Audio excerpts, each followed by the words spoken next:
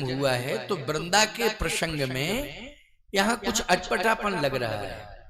क्या लग रहा है? मनु के सत्य के कारण परमात्मा प्रकट हुआ है, लेकिन वृंदा के सत्य को और उसके व्रत को, उसके सत्य को, उसके धर्म को जब नष्ट किया गया तब परमात्मा प्रकट हुआ। इसका मतलब है कि सत्य को और उसके पातिव्र धर्म को नष्ट करने के लिए वो प्रकट हुआ है। क्यों भाई? हुआ है ना वृंदा के सामने। तो परमात्मा तो अधर्म को नष्ट करने के लिए प्रकट होता है, धर्म को नष्ट करने के लिए प्रकट नहीं होता है। लेकिन यहाँ प्रसंग में धर्म को नष्ट करने के लिए प्रकट हुआ है। वृंदा के पास क्या था? पातिव्र धर्म था, और नष्ट किसने किया? छल कर तारे उतास व्रत। भगवान ने छल पूर्वक उसके व्रत को, यानी उसके पातिव्र धर्म को नष्ट कर दिया। क्यों किया? बोले प्रभु सुर कार्य कीन, देवताओं के कार्य के लिए। तो देवताओं ने ऐसा कार्य क्यों करवाया? और भगवान ने, अगर देवता कह भी रहे थे तो भगवान को कहना चाहिए था मैं तो धर्म की रक्षा करता हूं, नष्ट करता हूं अधर्म को, धर्म की तो मैं रक्षा करता हूं, धर्म को मैं नष्ट नहीं करता हूं। फालतू की बात मत करो, बंद करो देवताओं ये बकवास, हम तुम्हारी बकवास नहीं सुनेंगे। लेकिन भगवान चले आए और छलकर तारे उतास व्रत, प्रभु सुर कार्य कीन। लेकिन यहां पर कितना सुंदर समाधान है। इसलिए मैं कहता हूं कि परमात्मा सत्य स्वरूप है, और अगर लोगों को यह भ्रम लगता है कि भगवान ने धर्म नष्ट क्यों किया, तो भगवान ने कहा कि मैंने जानबूझ करके धर्म नष्ट किया है। जानबूझ करके क्यों किया? भगवान ने कहा कभी कभी धर्म को भी पनिशमेंट देना पड़ता है अधर्म का साथ। आप कहो महाराज धर्म है तो वो अधर्म का साथ क्यों देगा? विचारवान श्रोताओं विचार करना, जलंधर की रक्षा कौन कर रहा था? वृंदा का पातिव्र धर्म कर रहा था। और जलंधर क्या कर रहा था? अन्याय कर रहा था। तो बोलो भाई, वृंदा का पातिव्र धर्म जो है किसकी रक्षा करने में लगा था? अधर्म की रक्षा करने में लगा था। एक एक पॉइंट सुनते जाना, क्योंकि ये सत्संग नैमिषारण्य का सत्संग है। यहाँ पर इन बच्चों को संस्कारित करने के लिए ही प्रतिवर्ष में आता हूं। ये अपना ही आश्रम है, बच्चे भी अपने आश्रम में रह रहे हैं। इन बच्चों के निमित्त ही मैं समय निकाल के आता हूं। मेरे पास समय है कहाँ? बहुत मुश्किल में समय मिलता है। लेकिन ये तो महत्वपूर्ण सभा इसलिए है कि ये छोटे छोटे बच्चे कर्णधार हैं इस राष्ट्र के, धर्म के भी कर्णधार हैं। अगर अच्छे संस्कार इनको मिल गए और एक शब्द भी अगर मेरा हृदय में बैठ गया तो याद रखना इनको महान बना देगा, और इसी से राष्ट्र का कल्याण हो जाएगा, धर्म का कल्याण हो जाएगा। इसलिए महत्वपूर्ण बातें मैं बता रहा हूं। ये वो सभा नहीं है कि जिसमें 10, 25, 50 हजार लोग बैठ जाते हैं। नहीं नहीं नहीं, ये सभा तो महत्वपूर्ण है। एक श्रोता इस सभा का 500 श्रोताओं की काबिलियत लिए बैठा है, क्योंकि काबिल बनाने का उद्देश्य है, इनको काबिल बनाऊंगा। धर्म और अधर्म इनको ठीक से समझना पड़ेगा। कभी कभी धर्म जो है अधर्म की पक्षधारी करने लगता है। जैसे भीष्म पितामह ने दुर्योधन का पक्ष लिया, तो भीष्म पितामह क्या है? धर्म है वो। उनसे बड़ा विद्वान उस काल में कोई नहीं है, उनसे बड़ा तपस्वी भी उस काल में कोई नहीं है। लेकिन बोलो किसके साथ है भीष्म पितामह? बताइए। पांडवों के साथ हैं, धर्मराज युधिष्ठिर के साथ हैं, कि अन्यायी अत्याचारी दुर्योधन के साथ है? अन्यायी अत्याचारी दुर्योधन के साथ हैं। कौन? भीष्म पितामह। बोलो धर्म किसका साथ दे रहा है? अधर्म का साथ दे रहा है। मैं एक बात कहता हूं, कुल गुरु कृपाचार्य जो कुल गुरु होता है वो धर्म का ही स्वरूप होता है कि नहीं होता है? अगर कुल गुरु थे तो पांडवों के कुल गुरु नहीं थे क्या? क्या कौरवों के कुल गुरु थे? बोलो भाई, उसी कुल में पांडव थे कि नहीं थे? कोई अलग नहीं थे पांडव। अगर अलग होते तो राज्य का अधिकार कैसे मांगते कि हमें आधा राज्य चाहिए, नहीं तो 5 ही गांव दे दो। भगवान ने कहा छोड़ो आधे वादे की बात, तुम 5 भाई हो, 5 गांव मिल जाएंगे, वैसे आधा अधिकार था। लेकिन कुल गुरु अगर कृपाचार्य जी थे तो कुल में जो पैदा हुए हैं, जिनके पास धर्म था, उनके साथ जुड़ना चाहिए था और उनकी तरफ से युद्ध करना चाहिए था। बोलो, करना चाहिए था कि नहीं? में जितने बच्चे हैं, प्रतिभा जो है उस प्रतिभा को तो हृदय से स्वीकार करना चाहिए। क्यों भाई? चाहे धनवान परिवार की हो, चाहे निर्धन परिवार की प्रतिभा, क्यों भाई? हमें इससे मतलब नहीं है। प्रतिभा होती है, उसकी निर्धनता और धन से कोई लेना देना नहीं है। लेकिन ईमानदारी से बताओ, अर्जुन से भी बड़ा प्रतिभाशाली था कि नहीं था एकलव्य? लेकिन बेचारा गरीब घर में पैदा हुआ था, लेकिन प्रतिभा तो था। कहा मुझे अंगुष्ठ चाहिए, उसने हंसते हंसते दे दिया, क्योंकि गुरु आज्ञा है, कहीं कोई दिक्कत नहीं, कोई परेशानी नहीं। गुरुदेव ने अंगुष्ठी तो मांगा, गुरुदेव सिर भी मांग सकते थे, मैं तो सिर चढ़ा देता उनके चरणों में। बोलो भाई, जब रावण शंकर जी के चरणों में सिर चढ़ा सकता है तो ईमानदारी के साथ बताओ, अगर तुलना की जाए तो रावण का समर्पण नहीं है ये। रावण सिर चढ़ा करके भगवान शंकर से कुछ लेना चाहता है। बोलो, लेना चाहता है कि नहीं? लेकिन ईमानदारी से बताओ, एकलव्य क्या लेना चाहता है? एकलव्य, रावण तो सम्मान चाहता है कि मैं पूरा विश्व विजयी हो जाऊं, भले ही मुझे मस्तक चढ़ाने पड़े, लेकिन मैं विश्व विजयी हो जाऊं, ये चाह है उसके मन में। लेकिन एकलव्य के मन में ये चाह नहीं है कि मैं विश्व विजयी हो जाऊं। उसके मन में एक ही चाह है कि मैं ऐसा काम करूंगा कि मेरे कार्य से गुरुदेव का नाम ऊंचा होगा। ये तो होगा। ये किसने धनुर्विद्या का ज्ञान दिया है? अमुक गुरु ने दिया है। नाम किसका होगा? गुरुदेव का। और शंकर जी से रावण ने चाहा तो नाम शंकर जी का किया कि अपना किया? बोलो भाई, नाम तो अपना किया। एकलव्य के मन में यह है कि मेरे गुरुदेव का गौरव बढ़े, समर्पण है। अंगुष्ठी मांगा, अरे सिर मांग लेते तो सिर चढ़ा देता। लेकिन कहीं ना कहीं द्रोणाचार्य जी के मन में ये भाव था कि श्रेष्ठ धनुर्धर अर्जुन बने, एकलव्य न बने।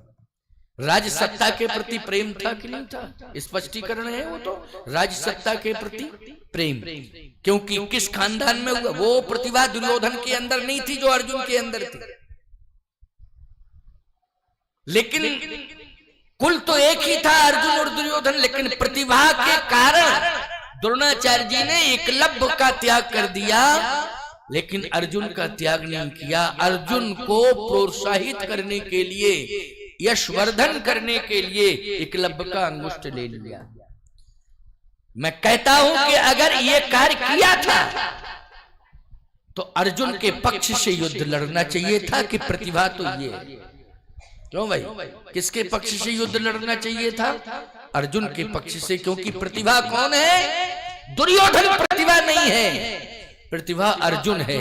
वो अर्जुन के कारण अपयश लिया है। क्योंकि एकलव्य का अंगुष्ठ ले लिया तो अपयश तो मिल गया, लेकिन अपयश ले लिया, कोई बात नहीं। जब युद्ध का समय आया था तो बोलो किसकी ओर से युद्ध करना चाहिए था? अर्जुन की ओर से। कि प्रतिभा को नष्ट करेगा ये दुर्योधन? नहीं, मैं तेरी रक्षा करूंगा, मैं तेरे साथ खड़ा हूं। दुर्योधन की हिम्मत कैसे है?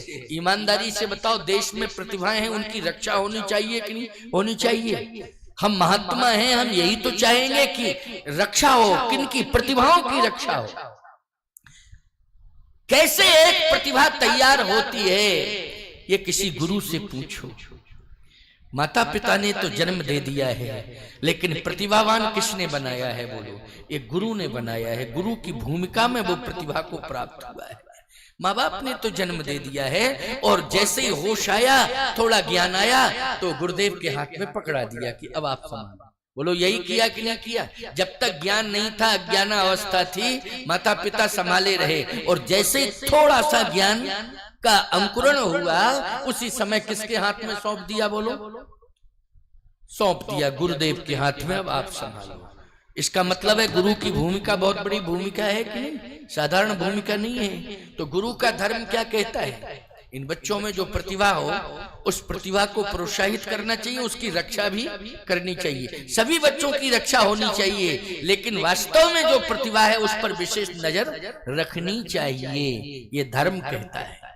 लेकिन द्रोणाचार्य जी ने भी नहीं सोचा, कृपाचार्य जी ने भी नहीं सोचा, और भीष्म पितामह भी नहीं सोचा। ये तीनों धर्म थे, लेकिन तीनों धर्म मिलकर किसकी रक्षा में लग गए?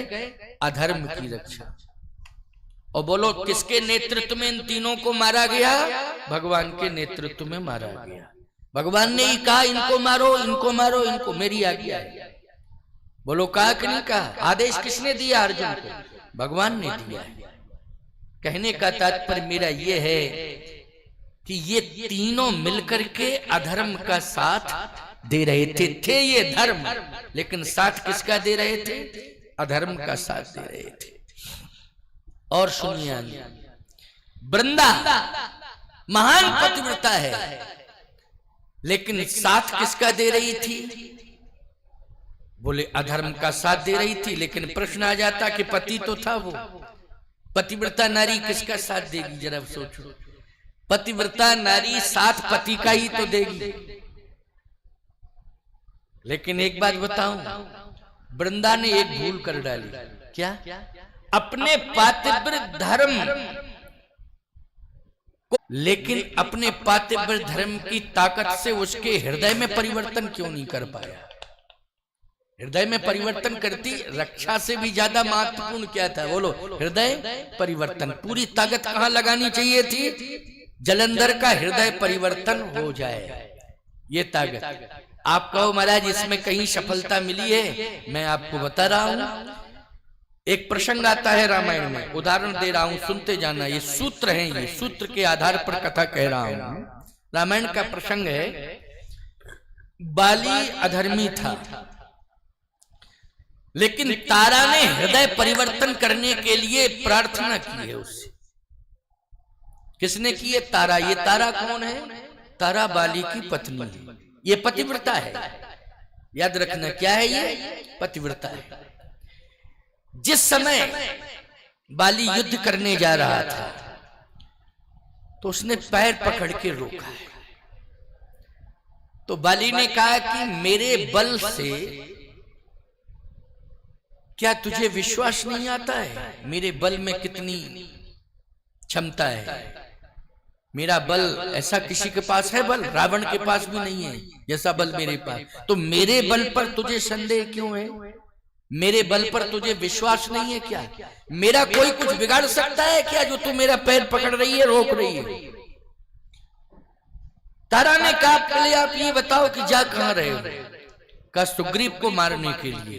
कहे सुग्रीव थोड़ी युद्ध कर रहा है आपसे, फिर आज तो स्वयं परमात्मा आपसे युद्ध करेगा।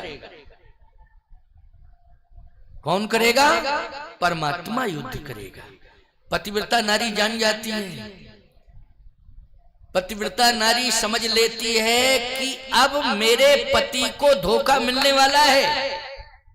पतिव्रता नारी मरने के पहले, पति के मरने के पहले समझ जाती है कि अब मैं शायद अनाथ होने वाली हूं, लेकिन नहीं, मैं अपने पति के प्राणों की रक्षा करूंगी। लेकिन परमात्मा के आगे उसका बस नहीं चलता है।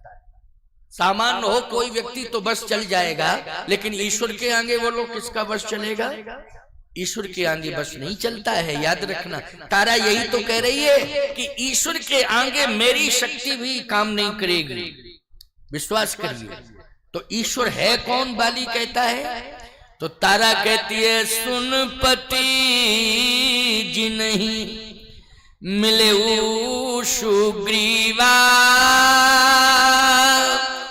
ते दो बंधु अतुल बल शिवा, कौशलेश सुत लक्ष्मण रामा,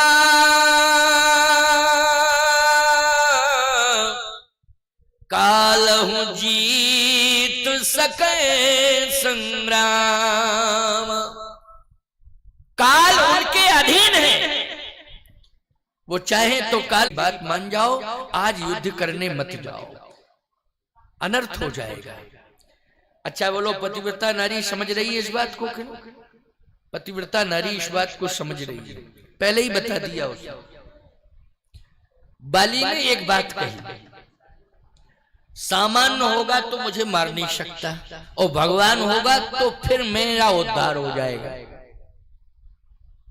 अगर भगवान होगा तो उद्धार हो जाएगा, और सामान्य होगा तो मुझे मार नहीं सकता है। तारा ने कहा, लगता है कि कहीं ना कहीं आप थोड़ा सा अपने विचारों में परिवर्तन कर रहे हैं। क्यों भाई? इस भाव से ये लगता है कि उसने प्रभु सत्ता को स्वीकार किया है कि अगर भगवान होगा तो मेरा उद्धार हो जाएगा, और यदि सामान्य होगा तो मेरा कुछ बिगाड़ नहीं पाएगा। कहे बाली सुन भीरु प्रिय समदर्शी रघुनाथ। ये उत्तर है उसका। बोलो, इस उत्तर में कहीं ना कहीं भगवान के प्रति बोलो समर्पण का भाव आ रहा है कि नहीं आ रहा?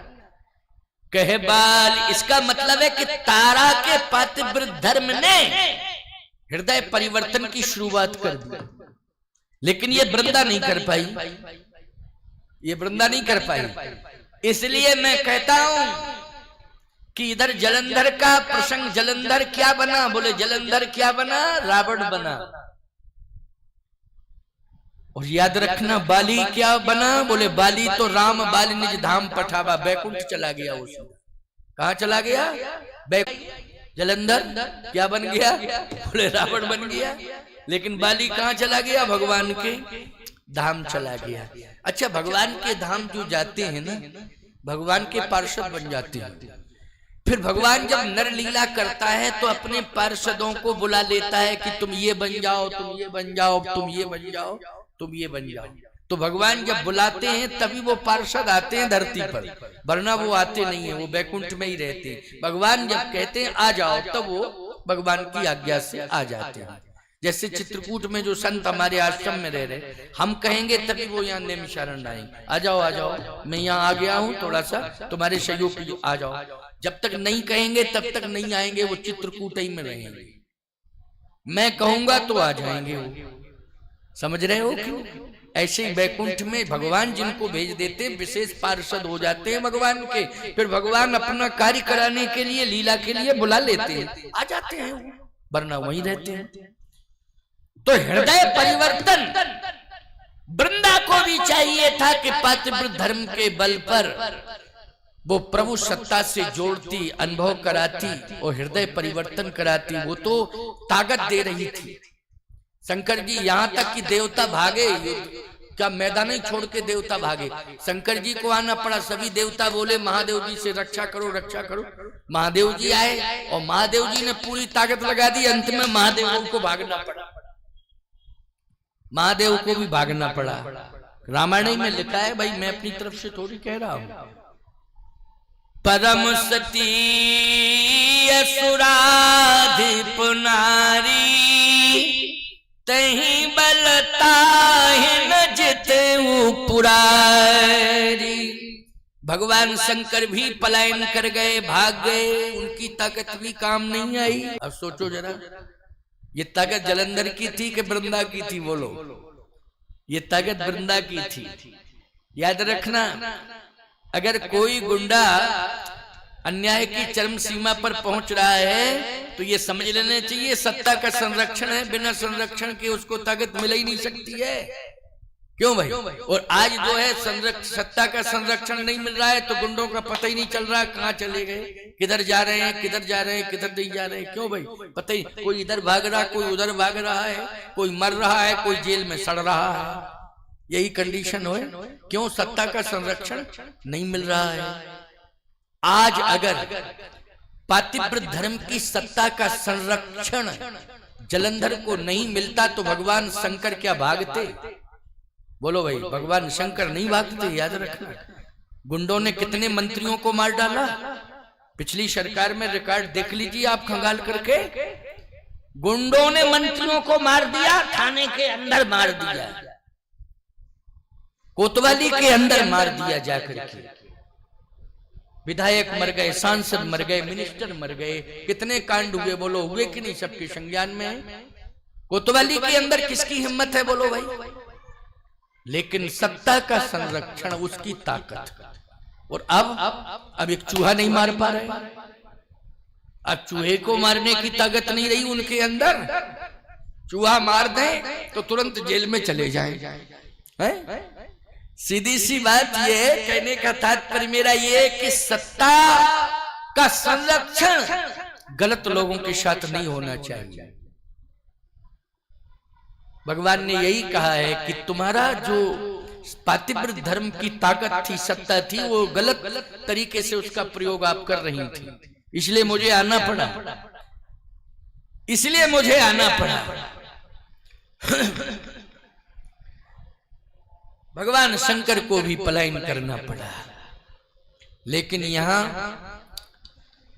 वृंदा ने एक बार भी नहीं समझाया था अपने पति को, कहीं प्रमाण ही नहीं मिलता है कि जलंधर को समझाया हो ऐसा मत करो, ये गलत है, ऐसा नहीं करना चाहिए। अरे भाई, ये तो सामान्य नारी भी, पति अगर कोई गलत काम करे तो वो समझाती है ऐसा नहीं करना है, इससे बदनामी होती है, इससे हमारा अपयश होगा, सावधान हो जाओ, संभल जाओ, सुधर जाओ। वो पत्नी भी समझाती ना पति को, माने ना माने एक अलग बात, धर्म कहता है, लेकिन वो एक बार भी नहीं समझाई, वो तो तप करती रही बस, और पूरी ताकत जो है उसको मिलती रही, और वो ताकत से दुरुपयोग करता रहा, देवताओं को खदेड़ दिया, भगवान शंकर को भी खदेड़ दिया। शंकर जी बोले अब हम ही मरने वाले, बचा सकते हो कि इससे हम प्रभावित हो रहे हैं, इसलिए आप जानो अब आपका काम जाने, अब आप जानो आपका काम जाने। मुस्कुरा गए भगवान, बोले चिंता मत करो, अब मुझे ही जाना पड़ेगा। इसके धर्म को नष्ट करने के लिए किसे जाना पड़ेगा? मुझे ही जाना पड़ेगा। इसके धर्म को मैं ही नष्ट करूंगा। तारा ने समझाया तो हृदय परिवर्तन हो गया। उसने एक बात कही, क्या? कि अगर वो भगवान है तो मैं सनाथ हो जाऊंगा, मारेंगे वो, मैं मर जाऊंगा, लेकिन क्या हो जाऊंगा? सनाथ। और यदि भगवान नहीं है तो मैं डरता नहीं हूं किसी से, मुझे कोई कुछ नहीं मेरा बिगाड़ सकता है, ये पक्की बात। कह बाली सुन भीरु प्रिय, समदर्शी रघुनाथ, जो कदाच मुहि मारी हैं, तो पुण्य हो सनाथ। यदि वो मुझे मारेंगे, भगवान है, तो मैं मर जाऊंगा पक्की बात, लेकिन सनाथ हो जाऊंगा। तारा ने कहा कि मेरा क्या होगा, मैं तो अनाथ हो जाऊंगा। बाली ने कहा इतने जल्दी संभव नहीं है कि तू अनाथ हो जाएगी, लेकिन पहले मेरी बात को सुन, ठीक से सुन। मैं युद्ध करूंगा और पूरी ताकत लगाऊंगा, और यदि ये कंफर्म हो जाए, क्योंकि तू समझ लेना कि मैं मरने वाला हूं, पतिव्रता है, तू समझ लेगी कि अब मेरा पति जो है थोड़ी देर बाद मरने वाला है।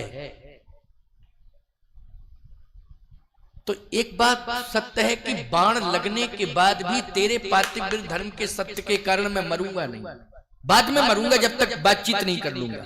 और यही कारण रहा कि बाण लगने के बाद वो मरा नहीं, भगवान से बातचीत करता रहा।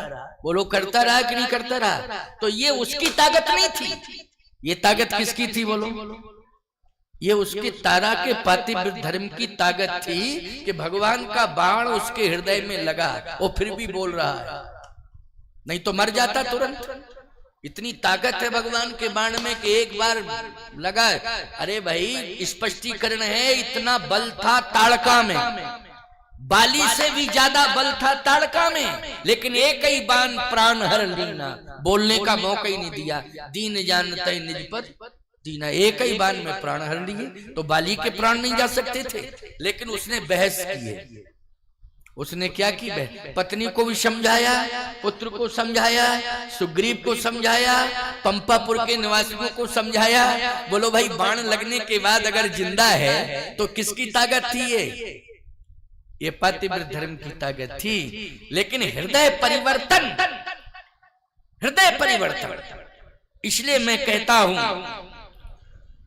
कि अपनी ताकत का सदुपयोग करना चाहिए, कभी दुरुपयोग नहीं करना चाहिए। हम यदि पावर में हैं तो हमारा पावर परिवर्तन के लिए होना चाहिए। किसके लिए होना चाहिए? परिवर्तन के लिए। हमारी शक्ति के हम समाज में अभूतपूर्व परिवर्तन करेंगे, इसमें ताकत लगाओ। ये नहीं कि हमारे पास ताकत है, हम पूरे समाज को पराजित करेंगे। तो ताकत को पराजित करने में मत लगाओ, परिवर्तन करने में लगाओ। क्यों भाई, यही होना चाहिए नहीं? लेकिन आजकल ताकत आती है तो लोग क्या करते हैं? इसलिए हमें रामीय संस्कृति को अपनाना है, रावणीय संस्कृति को नहीं। श्री राम की संस्कृति से हम जुड़ेंगे तो जो पावर आएगा वो परिवर्तन करेगा। इसलिए दैव संस्कृति और दैत्य संस्कृति में यही अंतर है। हम लोग देव संस्कृति के पोषक हैं। क्यों भाई, हैं कि नहीं? इसलिए पावर का प्रयोग हमें करना है, लेकिन किसके लिए करना है? परिवर्तन के लिए करना है। परिवर्तन। आज पावर का प्रयोग किया तारा ने तो परिवर्तन हो गया है। क्या परिवर्तन हुआ? बाली ने कहा कि मैं जाऊंगा, युद्ध करूंगा, लेकिन मरूंगा नहीं, तुझे मैं सनाथ करके ही मरूंगा। तो मैं सनाथ कैसे हूं? तो बाली कहता, अगर वो भगवान है, जगतपति है, तो मैं तो पति हूं, मैं तेरा हाथ जगतपति के हाथ में सौंप दूंगा, इसके बाद प्राण त्याग। तो बोलो भाई, जगतपति के हाथ में जिसका हाथ आ जाए वो अनाथ है क्या? उसको क्या मानो? अनाथ मानोगे क्या? उसको अनाथ नहीं कहा जा सकता है। जगतपति के हाथ में। आपको मालूम होना चाहिए कि मीराबाई पति के देहावसान के बाद भी अपने को अनाथ नहीं मानती। वो कहती है कि मेरा नाथ तो मेरा, जाके सिर मोर मुकुट मेरो पति सोई, मेरे तो गिरधर गोपाल दूसरो न कोई, जाके सिर मोर मुकुट मेरो पति सोई। और मैं कहता हूं कि हम पुरुष हैं, तुम पुरुष हो, लेकिन हमारा भी वो पति है, जगतपति। इसलिए उसका नाम क्या है? जगतपति। तो हमारा भी पति है कि नहीं? वो चाहे स्त्री हो, चाहे पुरुष हो, चाहे बाल हो, वृद्ध, कोई भी हो, बोलो सबका पति कौन है? वही जगतपति। इसलिए ये भाव इसमें नहीं लाना चाहिए कि नहीं परमात्मा ने सबका हाथ पकड़ता जाता है नारियों का तो वो पति बनता जाता। नहीं, हमारा भी तो पति है, वो तुम्हारा भी पति है। सृष्टि में जितने भी स्त्री पुरुष अबाल वृद्ध नर नारी 84 लाख योनियों के जीव समस्त, उन सबका पति कौन है? वही परमात्मा है। इसलिए उसका नाम है जगतपति। जगतपति नाम है। तो कहा कि मैं मरूंगा बाद में, अगर वो भगवान है तो मुझे मारेगा, वो मैं मरूंगा, लेकिन बाद में मरूंगा, तेरा हाथ उसके हाथ में पकड़ा दूंगा।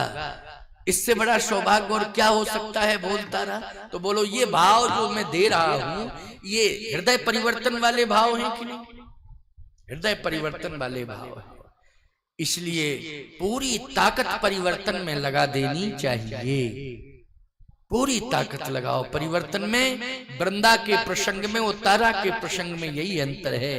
पापी तो बाली भी था, वो पापी जलंधर भी था, दोनों ही पापी थे, लेकिन अंतर इतना था कि वृंदा ने अन्याय अधर्म करने वाले पति को संरक्षण के साथ साथ पूरा पावर देती रही, और उसी पावर से वो दुरुपयोग करता गया और सभी को पलायनवादी बना दिया।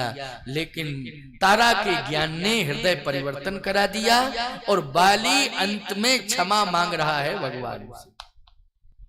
क्षमा मांगना, जैसे आपने गलती की और गलती करने के बाद यदि आप क्षमा मांगते हैं तो अच्छे मानव माने जाएंगे।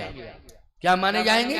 आप अच्छे मानव हैं। बस इतना अंतर करना पड़ेगा कि आप पुनरावृत्ति नहीं करेंगे, गलतियों को दोहराएंगे नहीं। यदि आपने गलतियों को दोहराना शुरू कर दिया तब तो निकृष्ट मानव हैं आप, कि आप क्षमा मांग लेते, फिर गलती करते, फिर क्षमा मांगते, फिर गलती करते। ये सिस्टम नहीं, गलती होगी, ये मनुष्य शरीर है, ये चैलेंज नहीं दिया जा सकता है कि गलती नहीं होगी, है? होगी गलती। तुम नहीं करोगे, कोई करवा देगा गलती तुमसे। जैसे अभी एक ने मुझे लस्सी पिला दी 2-3 दिन पहले, मैं पीना ही नहीं चाहता था। महाराज वो तो पीनी पड़ेगी, लस्सी पीनी पड़ेगी। अरे तेरा मन, तू मेरे पीछे क्यों? थोड़ा आधा ही गिलास पी लो। पी गया मैं, रात भर छींकता रहा, खांसता रहा। तो बोलो गलती करना नहीं चाहता था मैं, तो पीना ही नहीं चाहता था, लस्सी जबरदस्ती पिला दी उसने, आधा ही गिलास पिला दी। मैं बार बार मना कर रहा, लेकिन पैर पकड़े, हाथ जोड़े, रोने लगा मेरे सामने, आंसू गिरा दिए। इसका मतलब है कि मेरे हाथ से बनी हुई वस्तु को आप स्वीकार नहीं करना चाहते, ऐसे ऐसे करने लगा। अरे मैंने कहा तू क्या कह रहा है? मैं दही नहीं पीता हूँ। बोले मेरी श्रद्धा है। अच्छा पिला दिया। रात भर वो सोया, मैं रोया रात भर। पिलाने वाला तो सोया रात भर, मैं रात भर रोया, खो खो खो खो करता रहा, पूरे आंसू आते रहे। शूट नहीं करता, वातावरण जो है ठंडा। अभी दिल्ली की बात है, समझ रहे हो? तो कहने का तात्पर्य मेरा ये मानव शरीर है।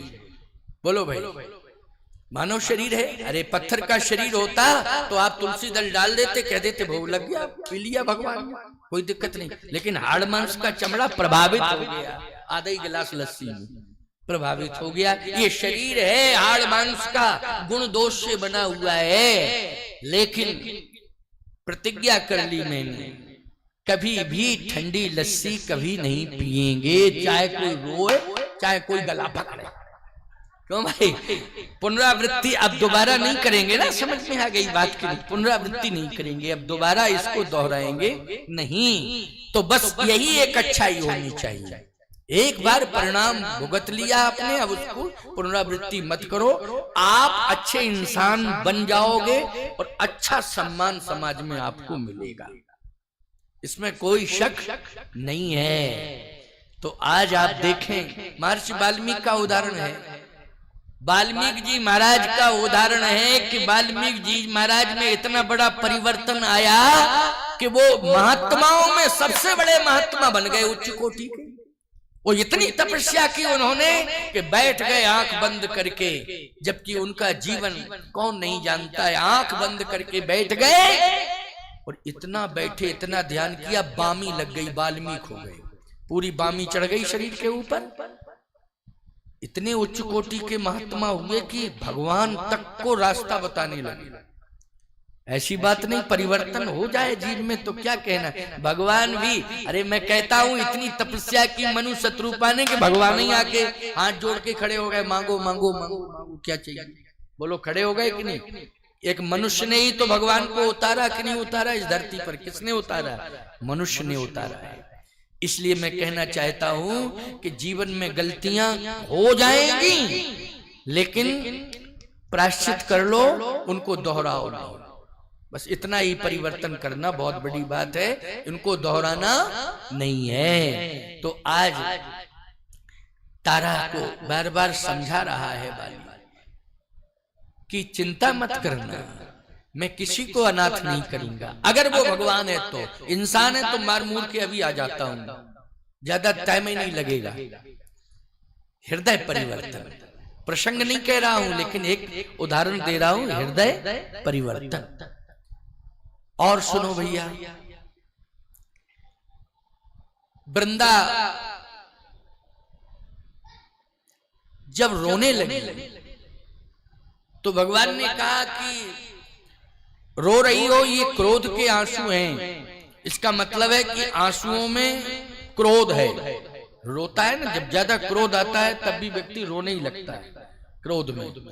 तो ये तेरे जो आंसू निकल रहे हैं, ये करुणा के आंसू नहीं है, ये क्रोध के आंसू हैं। इसका मतलब है कि तू आक्रोशित है।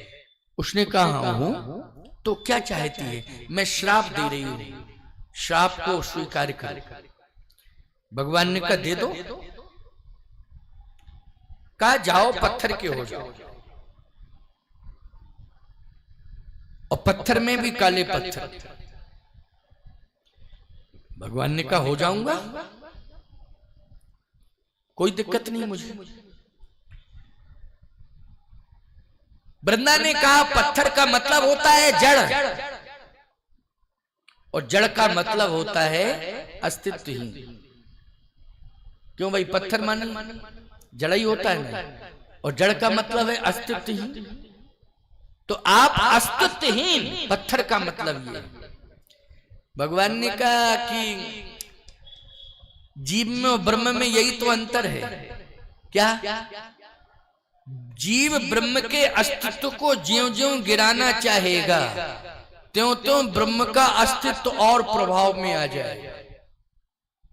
यही जीव और ब्रह्म में अंतर है। जैसे रावण राम के अस्तित्व को ज्यों-ज्यों मिटाने के ऊपर आमादा हुआ, त्यों-त्यों राम का अस्तित्व बढ़ा कि नहीं बढ़ा? बोलो भाई, यश बढ़ा कि नहीं बढ़ा? और एक बात बताएं, एक बार तो उसने ऐसी घटना घटाई कि लक्ष्मण को प्रभावित कर दिया, सीता जी को चुरा ले गया। ये भी एक प्रभावित करने की कथा है। और एक बार लक्ष्मण जी को ऐसा बाण दिया, मेघनाथ के द्वारा दिलवा दिया कि वो जिंदगी मौत की लड़ाई लड़ने लगे। तो ईमानदारी के साथ बताओ, उसमें भी एक अस्तित्व प्रकट हो गया। बोले कौन? हनुमान जी महाराज। बोलो भाई, अस्तित्व में अस्तित्व आ गया कि नहीं आ गया? और मेघनाथ के पास जो शक्ति बाण था, उसका अस्तित्व एक बार प्रयोग कर दिया, खत्म, उसका अस्तित्व खत्म। और बोलो भाई, इधर मेघनाथ के बाण का अस्तित्व खत्म किया, इधर राम जी ने अपने बाण का अस्तित्व बढ़ा दिया। कौन बाण? जिम अमोघ रघुपति कर बाना, ताही भात चले हनुमाना। तो लक्ष्मण शक्ति के माध्यम से मेघनाथ के बाण का अस्तित्व समाप्त कर दिया, और लक्ष्मण शक्ति के माध्यम से हनुमान रूपी बाण को अस्तित्व में खड़ा कर दिया। बोलो, अस्तित्ववान बना दिया। हनुमान जी क्या बन गए? भगवान के बाण बन गए। बन गए बाण की नहीं? तो मेघनाथ के पास जो शक्तिशाली बाण था, उसका अस्तित्व मिट गया, और राम जी के बाण हनुमान का अस्तित्व। चारों जुग परताप तुम्हारा है, प्रसिद्ध जगत उजियारा। आज तक उस बाण का अस्तित्व मिटा नहीं। बोलो, कलयुग में भी वही बाण काम कर रहा है कि नहीं कर रहा है? तो सीधी सी बात यह है, भगवान ने कहा कि जीव कभी भी ब्रह्म को चैलेंज देकर के उसके अस्तित्व को प्रभावित नहीं कर सकता है। ये भूल है। तूने मुझे पत्थर बना दिया, जितने भी पत्थर होंगे मंदिरों में, उनमें प्राण प्रतिष्ठा होगी, तब पूजा होगी। लेकिन मैं एक ऐसा पत्थर बन गया आज कि स्वयं प्रतिष्ठित रहूंगा, प्रतिष्ठा करने की जरूरत नहीं पड़ेगी। शालिग्राम बन करके हर मंदिर में बैठूंगा, प्रतिष्ठा करने की कोई जरूरत नहीं पड़ेगी। बोलिए शालिग्राम भगवान की। क्यों भाई, शालिग्राम बन गए कि नहीं बन गए? अब बताओ, और भगवानों की तो प्रतिष्ठा होती, लेकिन शालिग्राम भगवान की प्रतिष्ठा नहीं होती। सीधे ले आओ गंडकी नदी से और मंदिर में रख दो, और बोलो भाई, बड़े से बड़ा मंदिर बनवाना, कई करोड़ का मंदिर बनवाना, मूर्तियां भी बड़ी बड़ी विराट लाना, लेकिन पुजारी सबसे पहले पूजा किसकी करेगा? जल्दी बोलो। मंदिर में शालिग्राम भगवान की पहले, श्री गणेश वहीं से होगा, शालिग्राम भगवान की पूजा होगी। उन मूर्तियों का तो थोड़ा सा प्रोक्षण हो जाएगा यूं यूं करके, और ये सब वस्त्रों को संभाल दिया जाएगा, ये सब इतना ही होता है ना। लेकिन विधिवत स्नान किसका होता है प्रतिदिन? शालिग्राम भगवान का ही होता है। बोलो, होता है कि नहीं होता है? तो महिमा, बड़े से बड़े मंदिर में विराट भगवान खड़े हैं, लेकिन शालिग्राम भगवान पड़े हैं और भगवान खड़े हैं। लेकिन सबसे ज्यादा पूजा किसकी हो रही है? खड़े वाले भगवान की, के पड़े वाले भगवान? जो पड़े हैं भगवान, उनकी पूजा शालिग्राम भगवान की। तो बोलो भाई, ये शालिग्राम का अवतार हुआ कब? जब वृंदा ने क्रोध में आकर के श्राप दिया, पत्थर हो जाओ, काले पत्थर हो जाओ। भगवान बोले, और बोल, जितना तू बोलेगी उतना ही मेरा विकास होगा, उतना ही मेरा सम्मान बढ़ेगा। बोलती जा, तू कितना बोल रही है। जब भगवान ने कहा कि मैं पत्थर भी बनूंगा, लेकिन सबसे ज्यादा सम्मान पत्थरों में मेरा ही होगा, बोलो होगा कि नहीं होगा? शालिग्राम भगवान का। और मुझे कोई पत्थर, तू कह रही है ना, मुझे दुनिया में कोई पत्थर ही नहीं कहेगा, भगवान कहेंगे। और कोई अगर मुझे पत्थर कह देगा तो पाप लग जाएगा। शालिग्राम भगवान को अगर पत्थर कहोगे तो क्या लगेगा? पाप लगेगा, बहुत बड़ा पाप लगता है, याद रखना, कभी भी नहीं कहना चाहिए। अब समझ गई वृंदा, चरणों में गिर पड़ी। प्रभु भूल क्या हो गई? भूल तुझसे यही हुई कि तेरे धर्म ने अधर्म का साथ दिया है। तेरे धर्म ने अधर्म का साथ दिया है। तूने कभी अधर्म करने से रोका है? रोका हो तो बता दे प्रमाण, कब रोका तूने अधर्म करने से? तू तो यही चाहती थी कि मैं इतनी बड़ी पतिव्रता हूं, इतनी बड़ी ताकत है कि मेरे पति का कोई कुछ बिगाड़ ही नहीं सकता है, ये बात कर रही थी तू तो। इसलिए आज तेरे धर्म को मैंने नष्ट इसलिए किया क्योंकि अधर्म का साथ दे रहा था तेरा धर्म। तो जो धर्म अधर्म का साथ देता है उस धर्म को मैं नष्ट कर देता। पितामह के लिए भी यही कहा अर्जुन से कि अर्जुन ये धर्म जरूर है लेकिन अधर्म का साथ दे रहे हैं। ये पीछे खड़ा है दुर्योधन, उसकी रक्षा करने में लगे हैं, इसलिए पहले इनको निपटाओ तब वो मरेगा बाद में। जब ये नहीं मरेंगे तो वो मर ही नहीं सकता है दुर्योधन, पहले इनको निपटाओ। आज्ञा दी है अर्जुन को। तो कहने का तात्पर्य मेरा ये है कि हम सभी को धर्म तो करना है, लेकिन धर्म की ताकत पाकर के मनमुखी विचारधारा से काम नहीं करना है। बोलो भाई, हम गुरुमुखी विचारधारा से ही कार्य करें, चाहे जितने बड़े धर्मज्ञ बन जाएं। समझ रहे हो कि नहीं? हमें गुरु सत्ता को भूलना नहीं चाहिए।